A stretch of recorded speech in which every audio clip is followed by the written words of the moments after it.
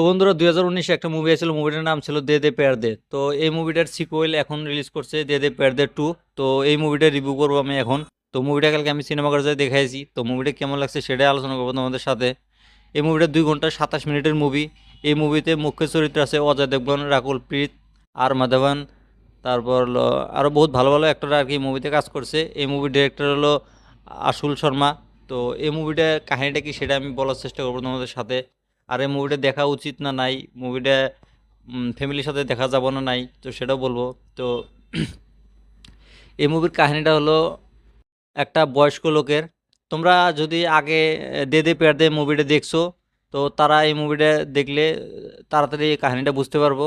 আর যারা যারা দেখো নাই তারাও দেখতে পারবো, কারণ মুভির স্টার্টিংয়েই দে দে পেয়ার দে প্রথম পার্টের মানে কিছু একটা বস্তু দেখায় বা বুঝাই দিছে।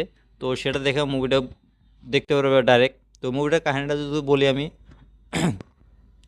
এই মুভির কাহিনীটা হলো এইজ ডিফারেন্স।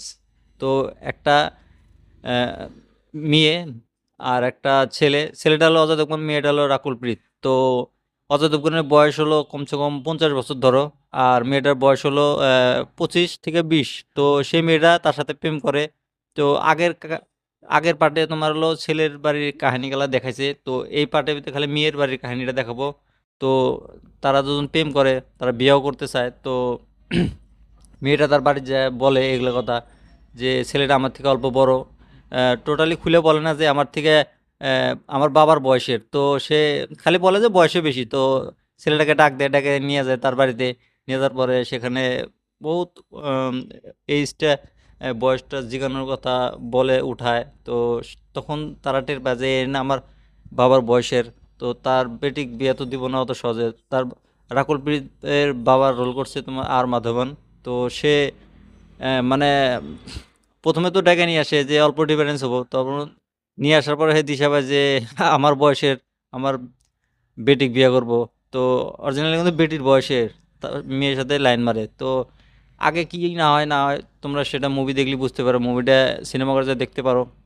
এটা একটা comedy movie, family romantic movie. এই মুভিটা তোমরা ফ্যামিলির সাথে দেখতে পারো, কিন্তু মুভির ভিতরে বহুত কিছু একটা খারাপ খারাপই আছে, অল্প স্বল্প চলে আর কি।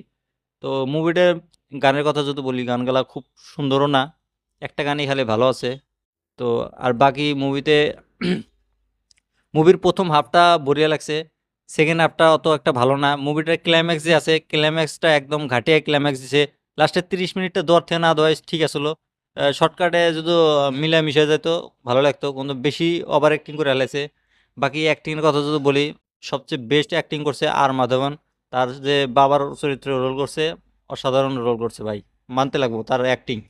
বাকি যেগুলা আছে অ্যাক্টর, অজয় দেবগন, রাকুল প্রীত, তাদের অ্যাক্টিং ঠিকঠাক আছে, খারাপ না।